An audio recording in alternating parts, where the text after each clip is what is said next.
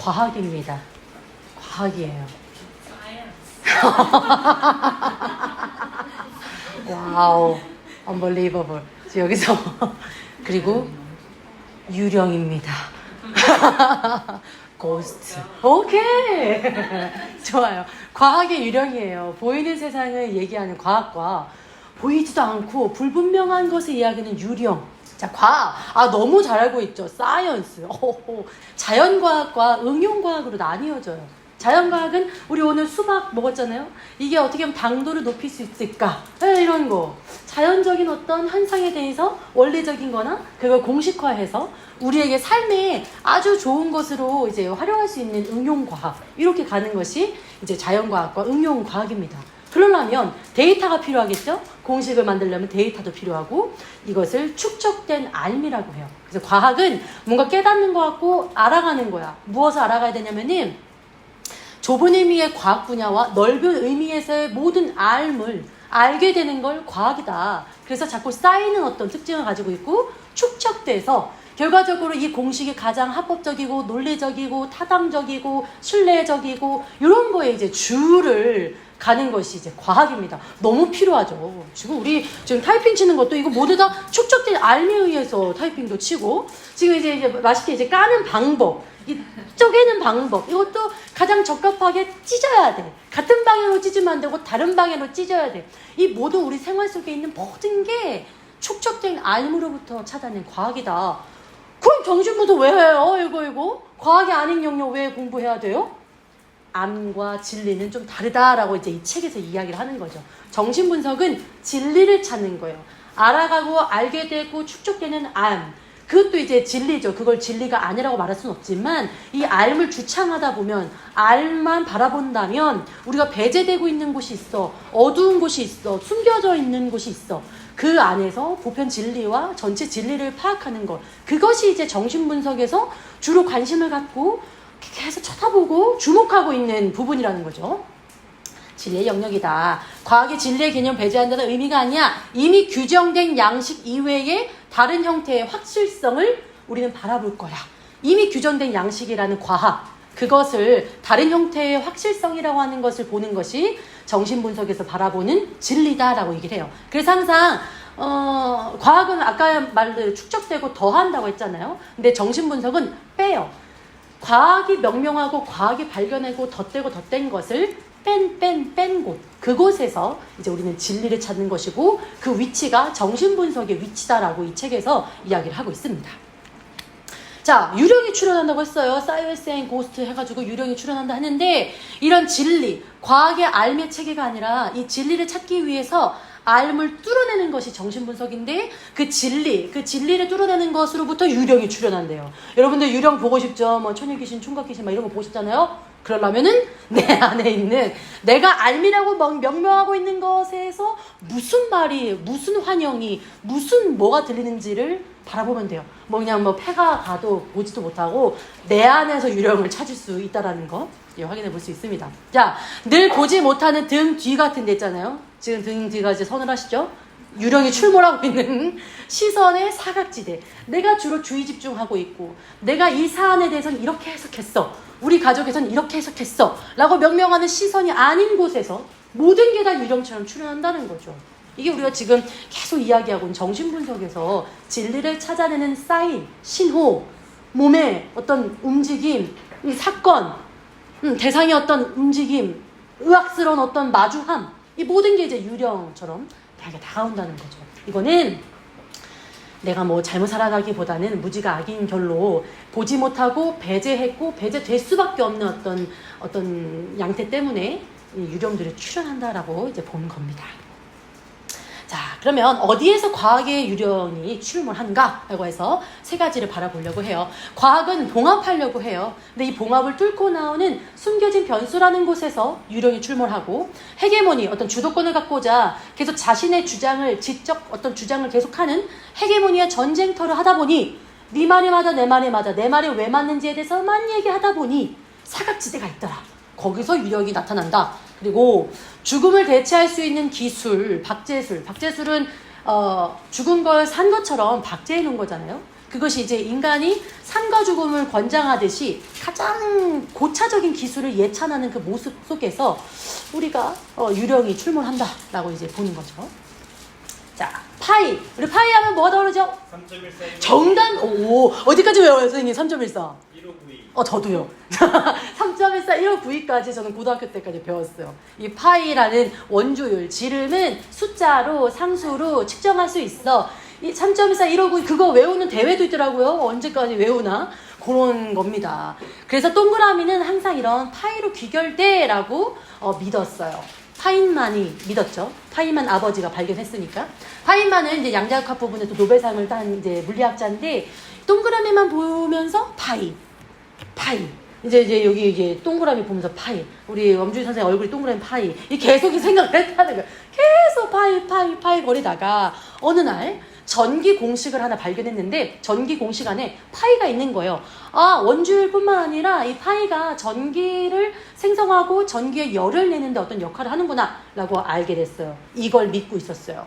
그래서 동그라미와 전기, 그러니까 전기 구리선은 동그라니까 이 원 안에서의 전기 공식에 의해서 전기가 발생되는구나 라고만 생각했어요. 이 전과 여기에 봉합하는 그 과학이 계속 쌓이고 있는 거죠. 축적된 알무로. 그러다가 유령이 출몰했어요. 어떤 유령이냐면은 네모나네? 네모난데 전기가 흘러. 이거 유령이거든요. 동그란데 전기가 흐르는 것만 생각했던 봉합에 축적된 알매에서 어떤 보편 진리를 맞이하게 된 유령이 출몰하게 된다는 거죠. 여기서 파인만은 항상 파이를 오히려 놓쳤다. 파이만 했는데 오히려 파이를 놓치게 된 거다. 그래서 이런 동그라미가 아니라 네모의 출현을 통해서 유령을 맞이하게 되며 거기에 진리가 있더라라고 이제 발견하게 되는 거죠. 다른 어떤 사례를 들어주는데 파인만이 이제 연구를 하다가 너무 고단해가지고 카페 테라스에서 커피를 마시고 있었어요. 근데 두 여인이 둥 나타나가지고 그때만 해도 여자들이 이제 테라스에서 뭔가를 학적인 걸 논한다는 건 기대하기가 어려웠고 파인만은 여자가 무슨 논쟁이야. 그냥 뭐 이렇게 레이스 달린 이쁜 것만 입고 다니면 되지. 이런 생각을 했었는데 이들이 만나가지고 무슨 얘기를 하냐면은 자, 직선을 만들려면 말이지 이렇게 만들어야 돼. 이것과 길이가 같지. 그러니까 이 모양이 나오는 거야. 충격 그 자체인 거예요. 어쩜 여자들 머리에서 저런 기하학적인 대화가 나올 수 있느냐라는 이제 파인만의 어떤 또 하나의 유령이 출몰한 거죠. 그들의 대화가 진행될수록 난 놀라지 않을 수가 없다. 어떻게 여자의 뇌에서 저런 논리성과 합리성과 데리고 와 진짜 지금 만나면 정말 이런 생각을 했다는 거예요. 이 사람은 진지해요. 그리고 굉장한 충격인 거예요. 여기에서 이 유령을 맞이하게 된 우리 파인만. 더 심각한 것은 그녀들의 이 논쟁이 뜨개질했던 얘기였다는 거예요. 뜨개질 얘기를 하고 있었는데 그 수학적 사고가 일상의 어떤 것으로도 나오게 된다는 거죠. 파인만은 충격 그 자체였습니다. 이게 아버지로부터 대대로 엘리트 코스만 있는 자들이 수학을 논할 줄 알았더니 뭐야 일상생활이 전부가 수학이네? 이런 어떤 유령의 출몰로 인해서 자기 안에 얼마나 기만적인 것인지 자기가 얼마나 세속적이었던 사람인지에 대한 진리를 맞이하게 됐다는 거예요. 그래서 수학은 실생활에 있었던 것이고 뜨개질을 통해서 여성의 뇌에도 기하학적인 사고를 할 수 있구나라는 어떤 생각의 전환이 일어났다라는 거죠. 유령을 보고 도망간 것이 아니라 이걸 보면서 자기를 분석했던 거예요. 그래서 우리가 앞으로 우리의 어떤 난제는 여성의 두뇌를 간과했을 때 일어나는 일이다. 그래서 여성의 두뇌에서도 논리성을 찾을 수 있다는 가능성처럼 과학에서도 이런 가능성을 내가 계속해서 주창해야 되겠다라는 그 어떤 진리를 깨닫게 되는 거죠. 그래서 그 사람은 이제 열심히 연구하여서 노벨상까지 타게 된 것입니다. 자, 여기가 이제 과학에서의 이제 어떤 알미였어요. 그리고 과학의 알미에 진리를 이제 가미됐는데 분석 상황 속에서는 매번이 이런 순간인 거예요. 정신분석에서 분석이라는 것은 표면에서 선생님 저 죽을 것 같아요. 선생님 저 죽고 싶어요. 선생님 저는 뭐 이런 걸 하고 싶어요. 선생님 저 이렇게 살았어요. 라고 하는 거에서 어떤 틈새 가운데 유령이 출몰할 것인가를 계속 포착하고 있어야 돼요. 그러니까 분석가가 얼마나 에너지가 소진되는지 그냥 가만히 앉아가지고 있는 줄 알았죠. 속에서는 뭐가 유령일까? 이 내담자에게 무엇이 유령이고 그 유령이 지금 지향하고 있는 그 지점에 어떤 진리 그 사람에 대한 진짜 진리가 뭘까? 이걸 계속 고민하게 하는 것이 정신분석. 그 안에 이제 진리가 있는 거죠. 알미라는 것과 자기 실제를 피하고자 하는 주의상스 사이, 상징계 어떤 공식 하나와 실제계, 진짜 실제 요 사이의 경계를 계속 보면서 그 경계가 나오도록 또 나온 것을 포착하도록 주의 집중하는 것이 분석적 작동이라고 하는 거죠. 그러니까 알매 수준과 진리를 탐구하고 있는 정신 분석의 어떤 탐구 영역에 차이가 있는 거죠. 자, 과학은 페이드 인아웃 되는 거, 그냥 페이드 인아웃 되는 것을 봉합하려고 해요. 아, 문제 있어? 빨리빨리. 빨리빨리. 문제 없어. 이렇게 봉합하려는 걸로 자연과학을 다 이제 축적해요. 알무로. 근데 페이드 아웃 되는 그 지점을 정신분석은 계속 그것이 드러나도록, 그래, 아웃돼서 무엇이 출몰되는지, 그 다음에 뭔지 이런 것들을 드러내려고 하면서 정신분석의 목표는 정확하게 암호해독이다. 내담자가 저걸 왜 암호화하려 했을까? 그리고 암호화되어 있는 것을 어떻게 해독할 것인가? 이건 거예요. 여기서 포인트는. 자, 문제를 낼 거예요. 우리 정신분석 오래 했으니까 여기에서 우리 알매 수준과 진리 수준을 한번 찾아보는 거예요. 어떤 이제 헝가리 혁명 기간에, 전쟁 기간이에요. 여러분들 질문입니다. 전쟁 기간에 전차 기관사가 넘어져가지고 병원에 갔어요. 이거 쪽 찢어졌어. 그래서 생채기가 나가지고 꼬맸어요. 근데 이제 머리를 부딪혔으니까 뭐 CT, 그때는 CT가 없어서 엑스레이를 찍었다고 합니다. 검사를 마치고 떠났어요. 아무 문제가 없기 때문에 엑스레이 수십 장 찍었고요. 아무런 문제가 없었어요. 근데 복통이 나는 거예요. 복통이. 머리가 깨졌는데 왜 복통이 나냐고. 복통이 시달래가 되고 이제 그냥 복통이 난 게 아니라 식은땀이 뚝뚝 흘리면서 정신이 잃을 정도로 굉장히 심한 어떤 고통을 겪고 있었어요. 신체상으로 아무런 문제가 없어가지고 이 사람이 어떤 혁명 가운데 있을 때 참 외상적 어떤 스트레스를 받았나? 그게 신체화됐나? 외상적 히스테리가 의심됐어요.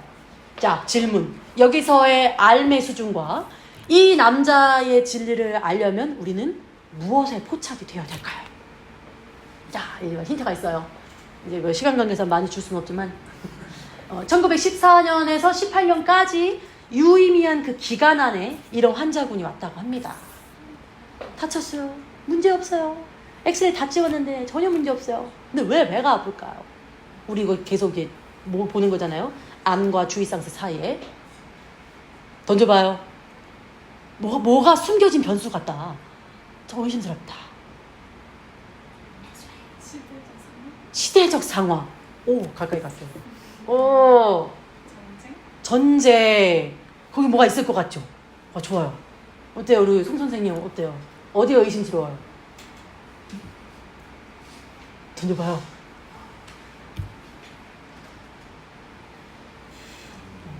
전쟁. 총을 맞은 그런 뭔가 느끼는 느낌. 한 번만 더. 우리 문희수 선생님. 어디에 숨겨진 변수? 네. 남자라고 생각을 안 하고 여자라고 생각을 했고요. 네네. 임신을 한 거라고. 어머머. 아내가 유산을 해서 죽은 아이와의 동의시를 하지 않았어요. 복통이. 멋있다. 네, 머리를 꼬매고 엑스레이를 찍고 지금 히스테리라고 하는 과학에서 얘기하는 그 알매 축적은 했어요. 근데 여기서 우리가 포착해야 되는 건 문제가 없는데 복통이 시달리는 정신적인 문제, 진짜 이 남자의 진리가 무엇이냐, 무엇이 건드려져서 활성화됐느냐를 봐야 되잖아요. 포인트는 시대에 있었었고 복통에 있었습니다.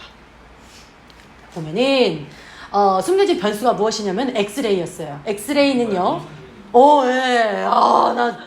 와, 엑스레이는 말이죠. 이 당시 때 시대상으로 그렇게 성형되지 않았던 거예요. 많이 안 썼는데, 꼬이네. 들킨 것 같아가지고 꼬이나 봐요. 아무튼, 이게 내 몸을 뚫고 지나가는 것 같은 것 때문에 응시라는 어떤 작용 때문에 이제 복통이 이제 시달리게 되었고, 그 응시가 임신을 시켰다라고 하는 상상, 남자인데 상상 임신을 한 거예요. 이 왜 신체적으로 상상 임신을 했을까 했을 때, 내가 생식을 할 수 있는가 없는가라는 근본적인 그 물음이라는 그 갈등과 그것에 이제 해소되지 않은 것들로부터 이제 억압된 것들이 그 상상 임신하면서 아이를 갖는 것, 그걸로 인해서 복통이 이제 시달리게 됐다라고 합니다. 내부가 꿰뚫어 보이는. 자, 그리고 이제 어린 시절에 다양한 외상들이 발견됐는데 어렸을 때 조각조각 잘린 아기가 있었었다. 이게 소화가 되지 않은 상태로 계속 있었던 거예요. 그 아기. 그리고 전쟁, 혁명, 거기서 사람들이 유기되고 잘려있고 이런 것들이 소화되지 않은 상태로 계속 이 남자 안에서는 되게 어려웠던 건 거죠. 그래서 엑스레이라는 작은 어떤 우리가 포착해야 되는 유령, 그리고 복통이라는 유령을 통해서 그 남자 안에 내가 생식을 할 수 있을까? 존재할 수 있을까? 없을까라는 질문, 그리고 이 외상, 해결되지 않았던 외상이 있었더라. 이것이 이 남자의 존재를, 어떤 걸, 진리를 말해주고 있었다라는 것을 발견할 수 있는 거죠. 자, 과학의 암과 정신분석에서 진리를 탐구하는 영역, 이 참 차이가 있죠. 네. 자, 두 번째는 헤게모니 전쟁터의 사각지대인데, 지잭은 2000년대, 현대는 진짜 헤게모니 전쟁이야. 똑같은 개념을 말하는데 이 학자는 죽어도 저 단어를 써야 되고 이 학자는 죽어도 저 얘기를 해야 된대. 그것 때문에 수십 년이 역사가 이런 전쟁을 하느라고 진짜 바라봐야 되는 진리, 우리 세상이, 우리의 이 실존이 어떻게 흘러가고 있는지를 못 보고 있는 거 아니야? 라고 계속 이제 지적이 얘기하고 있습니다. 이런 공적 지식에 대한 패권 다툼 때문에 우리는 사각지대가 이제 만들어지게 된다는 거죠. 포스트 모던 해체론의 문화연구대, 그리고 과학을 인지주의로 대중화시키려는 주체들인 제3 문화의 사이에 틈이 생기고 사각지대가 이제 나타나게 됩니다. 그것은 하나의 이제 유령을 나타나게 돼요. 자, 포스트 모던 해체론은 각자의 진리를 인정해, 다양해야 돼. 그냥 이제 고정되는 거 말고 모든 어떤 지식과 감각적이고 내가 느끼고 있는 경험이 다 진리야, 다야, 이렇게 얘기하고 있는 그 헤게모니 전쟁을 하고 있어요. 한편에서는 아니야, 과학이 절대 진리야, 보는 거야, 공식이 돼야 되는 거야, 개념 안에 이게 귀속돼야지 그것이 진리야 라고 주장을 합니다. 계속해서 이런 과학의 인지주의를 계속 주창하게 되는 이 양태 사이에 뉴에이지라고 하는 신비주의가 난다는 거예요. 비의주의, 신비주의, 과학을 빙자해서 자, 우리가 새로운 세상을 열 거야, 새로운 문화와 사회 활동을 할 거야, 근데 이게 과학적으로 증명돼, 그럼 다 되는 거잖아 라는 식의 어떤 생각인 거예요. 과학을 최우선, 최우위에 갖다 놓으면서 자신들의 어떤 새로운 세상을 열리고자 하는 활동과 그런 어떤 이데올로기, 그런 어떤 뉴에이지 음악들, 이런 거를 계속 승격시키고 있는 거죠. 이게 지금 헤게모니 전쟁을 막 하다 보니까 본질적인 것으로 이제 들어가지 못하고 유령이 출현하고 있다라고 이제 지적이 계속 주창하고 있는 거죠. 이런 거예요. 비유주의, 신비주의는 과학을 안다고 가정된 주체 자체로 이제 올려놓는 거죠. 대학기표잖아요. S2들은 S1을 설명하는 것들인데, 것들이 그게 되는 거야. 그게. 그러면서 그게 전체다. 과학이 전체다. 뉴에이지가 이제 앞으로의 모든 이데올로기를 장악할 것이다 라고 계속 주창하게 되는 이런 비의주의, 신비주의가 우리가 이제 사각지대에서 유령들이 막 출몰하게 된다는 건 거죠. 이 상황을 보면서 우리는 진리를 파악해야 된다라고 합니다. 자, TOE는 Theory of Everything인데 모든 것이 이론이다. 모든 건 이론으로 할 수 있고 이론 안에 기속되는 게 전체야라고 이제 계속 얘기한다는 거죠. 우리는 이렇게 과학에 이렇게 막 실봉하고 있어요. 이게 이제 호킹의 그 블랙홀 연력학 공식의 어떤 부분인데 그걸 티셔츠에 새겨놓고 우주의 전체라, 내가 우주를 다 선택할 수 있고 다 설명할 수 있어, 이 공식만으로 이게 된다는 거죠. 말도 안 되는 짓이죠. 우주의 어떤 부분을 지금 발견한 건데 어떻게 전체를 이 공식 하나로 다 되겠어요.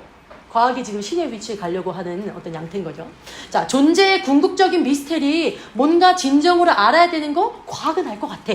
그렇게 과학자들을 격상시키게 된다는 거예요. 그렇다 보면은 우리가 아까 말한 유령, 무한히 나오겠죠. 어마어마하게 나올 거란 말이지. 공식 하나로 본인이 이제 고정시켰던 과학은 일회성 패드일 수 있는데 이것을 하나의 상징계로 우리 전체의 실제를 다 담을 수가 없어 라고 얘기합니다. 그래서 정신분석에서 계속 관찰하고 있는 것이 환상인 거죠. 지금 나는 근본환상에 갇혀져 있어서 환상은 근본환상을 얘기해서 그게 내 전체야, 내가 세상을 다 해석할 수 있어 라고 하지만 아니라는 거죠.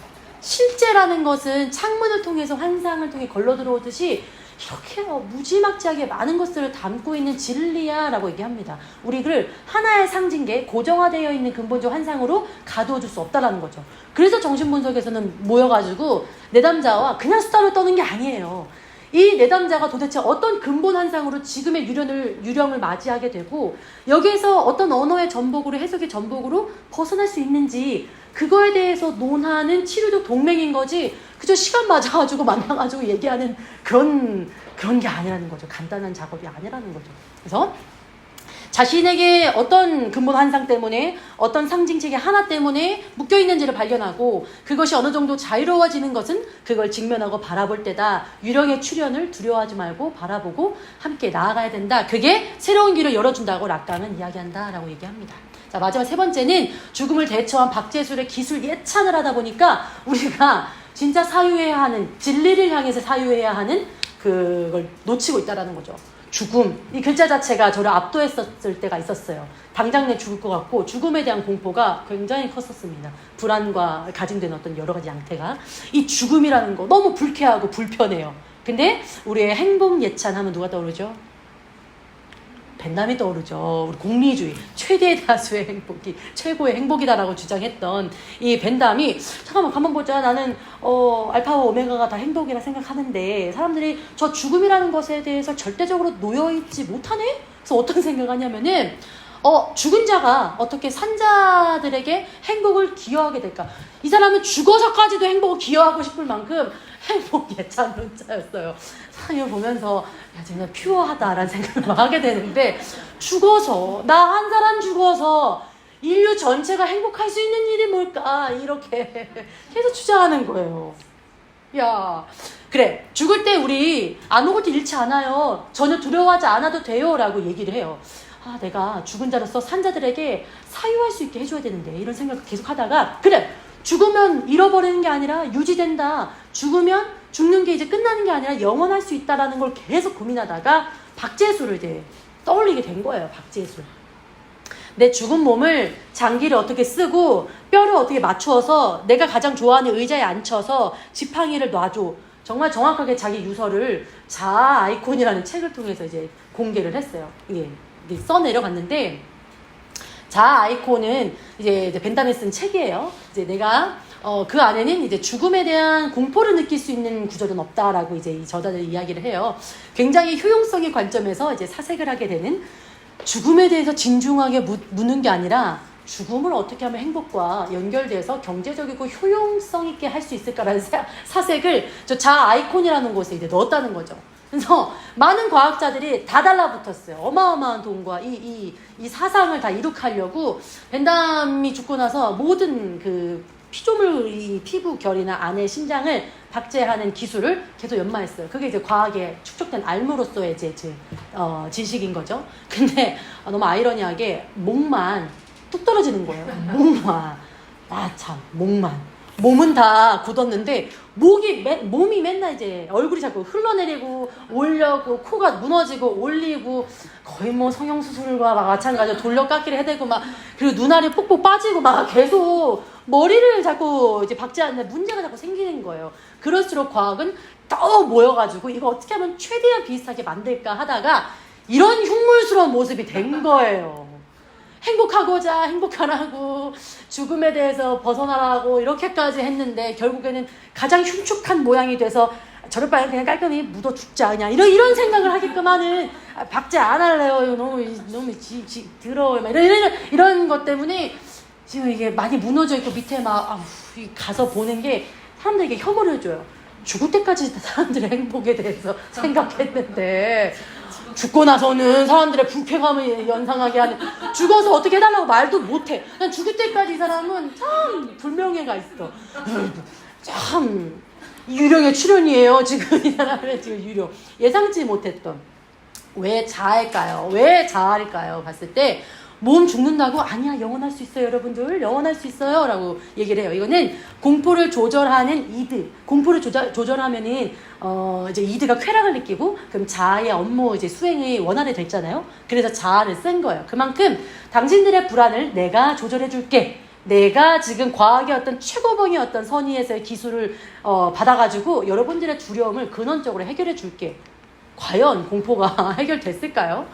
이게 그냥 묻은 거예요. 대체된 거예요. 죽음이라는 것을 그냥 대체했죠. 이 상황을 본 이제 사색하는 사람들이 이런 생각을 했대요. 죽음이라는 거 그래 나랑 상관이 없구나. 근데 그런 생각하면서 진짜 죽음에 대해 사유하지 못하는 바보로 만들어서 죽었다는 거예요. 이게 벤담이 참 하나의 그 어떤 지식 그리고 과학의 어떤 몰입, 기술의 예찬 이런 거에 빠져서 진리를 보지 못하고 알매 수준에서의 사고를 했다는 예시였습니다. 자, 우리가 실증이라는 거 내가 경험하고 죽음이라는 것이 공포로 밀려왔을 때 이게 어떤 공포일까 마주하면서 사람이 산다는 게 무엇이고 죽는다는 게 무엇일까, 죽고 난 다음에 있을까, 살았을 때 무엇을 해야 할까라는 내가 내 경험에 내가 내 감각을 느끼고 실증하는 것, 그것, 그리고 추상하고 허구를 이제 꿈꾸는 것, 이런 걸 싹 다 이제 과학의 이런 기술의 예찬을 통해서 버려버린 거예요. 목욕물 버리다 애 버린 거예요. 그냥 이렇게. 그래서 철학적, 초월적 성찰의 차원을 내다 버리게 된 참 벤담이었다라고 이제 이야기를 합니다. 그래서 노먼도 그렇죠. 노먼도 어머니를 박제했잖아요. 사이코에서 어머니의 죽음, 그리고 어머니와의 아들과의 관계, 거기서 출현된 유령, 그 안에 진리, 이런 걸 사유하지 않고 그저 그 어떤 상태로 그냥 유지하고 있잖아요. 로스텔지에 빠져가지고 상실하지 못한 채, 애도하지 못한 채 그저 자기의 모습대로만 살려고 하는 것이 이러한 박제술에 의한 그 어떤 대체되고 있는 어떤 양태다라고 이야기를 합니다. 그래서 이제 우리 벤담은 몸은 세속적으로 계속 부활해, 몸은 영원할 거야 라고 이제 이야기하면서 자신의 아주 흉측한 얼굴을 남겼고, 스피노자는 정신이 영원해, 정신이, 인간의 정신이 몸과 함께 절대적으로 파괴될 수 없고 뭔가가 남아서 영원해, 정신이 영원해 하며 책을 남겼습니다. 우리는 흉물스러운 어떠한 그 어떤 부분을 남길지 책을 통해서 영원히 그 다음 세대, 이전 세대를 통합할 수 있는 정신에 있을지, 자, 우리가 이제 선택을 해보는 거예요. 내 앞에 출현된 유령을 통해서 알릴 수준에 있을지, 진리의 탐구를 해 나갈지는 이제 우리들의 선택이 있다라고 이제 봅니다. 자, 결론은 과학이 자신을 구성하는 바로 그 순간 스스로를 배제시켰어요. 하나의 명제를 위해서, 하나의 가설을 위해서는 당연히 나머지는 배제될 수밖에 없지. 근데 그 배제되는 그 자리에 정신분석이 과학의 임무를 대신 수행하고 있는 게 있어. 무엇이냐면은 진리를 탐구하는 거야. 그 진리의 장소는 공상이 있고 허구를 토대로 삼아. 그래서 인터스텔라 같은 경우나 공상과학 같은 영화들이 빵 터지면 한 10년 뒤에 그게 실제화 되잖아요. 얼마나 공상스럽고 얼마나 허상스럽고 진리에 대한 안목을 키우느냐에 따라서 내 미래가 확실히 달라진다는 거죠. 우리가 진리를 탐구해야 된다는 거예요. 그래서 매 경우 진리는 창조돼야 되고 그것도 새롭게 창조되어야 한다. 지금 여러분들이 이제 마주하게 되는 그 유령이 나올 것 같아가지고 그 근처도 안 가잖아요. 그 뉘앙스만 나도 이제 나는 빨리 나의 강박과 나의 어떤 반복되는 패턴으로 막 가잖아요. 그런 게 아니라 유령은 너한테 해주고 싶은 말이 있어. 너 진짜 이걸 알아야 돼. 경험이 악인 거지 진리 자체가 악은 아니야 라고 이야기를 합니다. 두려워하지 말고 우리는 책이라는 것, 지성을 가지고 이 어떤 진리를 탐구하는 정신분석에서 하고 있는 유령과 같이 만나보도록 이제 권면합니다.